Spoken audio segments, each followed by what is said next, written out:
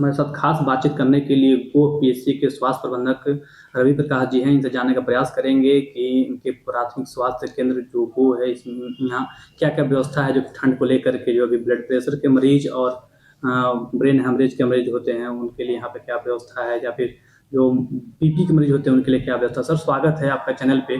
तो बताएं कि पीएचसी जो गो है, यहाँ पे अभी ठंड के मौसम में जो मरीज आएंगे उनके लिए बीपी से जुड़ा हुआ या फिर ब्रेन हेमरेज होता है उससे जुड़ा हुआ अगर मरीज आए तो उनके लिए क्या व्यवस्था है सर यहाँ?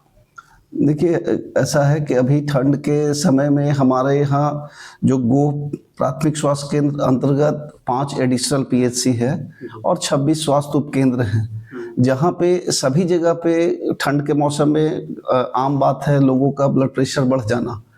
तो वैसे कंडीशन में हम लोग हर स्वास्थ्य उपकेंद्र और अतिरिक्त प्राथमिक स्वास्थ्य केंद्र पर भी हाइपरटेंशन के मरीजों के इलाज के लिए समुचित व्यवस्था और जांच की व्यवस्था किए हुए हैं। सभी जगह पर सीएचओ और एएनएम के माध्यम से उनका ब्लड प्रेशर का जांच करने की सुविधा है। साथ ही ब्लड प्रेशर से संबंधित दवाएं भी उपलब्ध कराई गई हैं। इसके साथ साथ हम प्राथमिक स्वास्थ्य केंद्र की बात करें तो यहाँ पे ओपीडी के समय में 2 चिकित्सक अवेलेबल रहते हैं तथा इमरजेंसी और नाइट ड्यूटी में एक डॉक्टर्स अवेलेबल रहते हैं, जो कि सभी तरह की समस्याओं को सॉर्ट आउट करने में सक्षम हैं। और हर शिफ्ट में स्टाफ लगाया गया है। और चूंकि ठंड में ब्लड प्रेशर का मरीज आते हैं हमारे यहाँ, तो वैसे कंडीशन में जो हम जांच करते हैं, जांच की सुविधा यहाँ पर उपलब्ध है। उनका वाइटल्स लिया जाता है, उनका ब्लड प्रेशर लिया जाता है, उनका पल्स ऑक्सीमीटर से उनका जांच किया जाता है। और जिस तरीके का पेशेंट का जो ब्लड प्रेशर कंट्रोल में अगर है तो कंट्रोल में तो उनको आगे का दवाई उनको दिया जाता है, दवा दे करके उनका इलाज किया जाता है। रही बात कि अगर कोई अगर मरीज हमारे पास आते हैं जो पैरालिसिस उनको अटैक हो चुका है और वो हमारे पास अगर आते हैं तो हमारे पास जो अवेलेबल रिसोर्सेज है उसमें हम उनका प्राइमरी ट्रीटमेंट करके और फिर उनको हम लोग फर्दर बेहतर इलाज के लिए मगध मेडिकल कॉलेज या हायर सेंटर के लिए हम लोग रेफर करते हैं।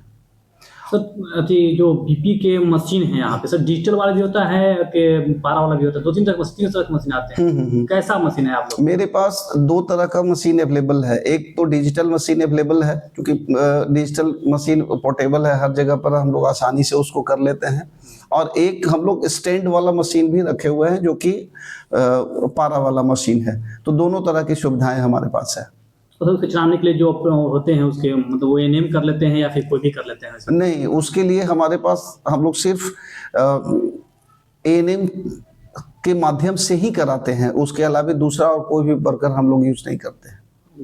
तो सारे जितने सेंटर हैं, सारे सेंटर पे बीपी वाला मशीन अवेलेबल है? सभी सेंटर पर। लेटेस्ट है या सिर्फ पुराने वर्जन वाले? नहीं, सभी लेटेस्ट है और सभी लोगों के पास में जो हमारा इलेक्ट्रॉनिक्स जो मशीन आया हुआ है, जो वही मशीन अवेलेबल है। Digital digital machine. काम करने की जरूरत है वो बता दें। देखिए, काम करने के लिए तो ये चूंकि डिजिटल बीपी इंस्ट्रूमेंट्स वगैरह जो है वो सब तो हमेशा खराब होते रहता है और हम लोग डिमांड भी करते रहते हैं। और गवर्नमेंट की तरफ से सभी चीज का सप्लाई भी बेहतर तरीके से हो रहा है।